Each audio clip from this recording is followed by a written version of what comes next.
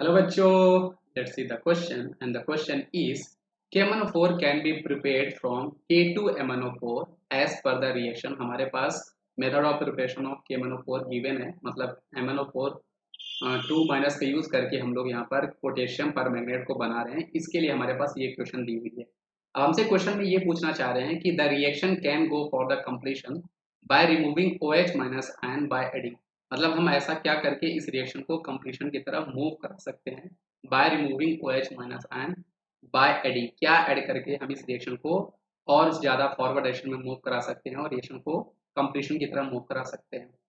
इसका जो आंसर होगा बेटा, देखो यहाँ पर हम लोग SO2 जो है, SO2 एंड HCl दोनों का ही यूज नहीं कर सकते, क्योंकि दोनों ही हमारे यहाँ पर एक्ट कर रहे होते हैं एज अ रिड्यूसिंग एजेंट।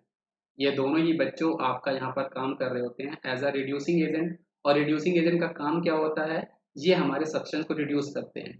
तो आप यहाँ पर देखोगे, यहाँ पे जो हमारा मैग्नीज है इसका ऑक्सीडेशन नंबर +7 है, और MnO4 2 माइनस में हमारा जो मैग्नीज है ये आपका +6 में है।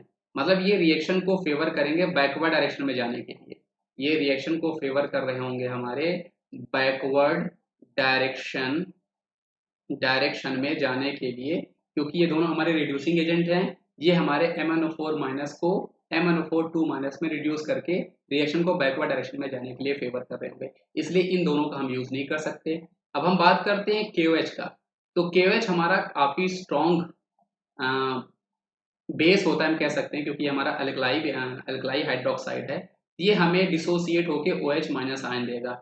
अब आप रिएक्शन में देखोगे हमारे पास OH माइनस यहाँ पर ऑलरेडी प्रेजेंट है, तो होगा क्या यहाँ पर OH minus ion because of common ion effect. यहाँ पर क्या हो रहा होगा बेटा, because of common ion effect के कारण ये जो इक्वेशन है ये भी फेवर कर रही होगी आपकी बैकवर्ड डायरेक्शन को, ज्यादा फेवर कर रही होगी। किसको फेवर कर रही होगी बेटा, ये आपकी फेवर कर रही होगी बैकवर्ड डायरेक्शन को। तो इसलिए हम लोग KOH को भी यूज नहीं कर सकते इस डायरेक्शन को कंप्लीशन के लिए, क्योंकि कंप्लीशन के लिए हमें फॉरवर्ड डायरेक्शन में मूव करना है। ये तीनों ही नहीं है।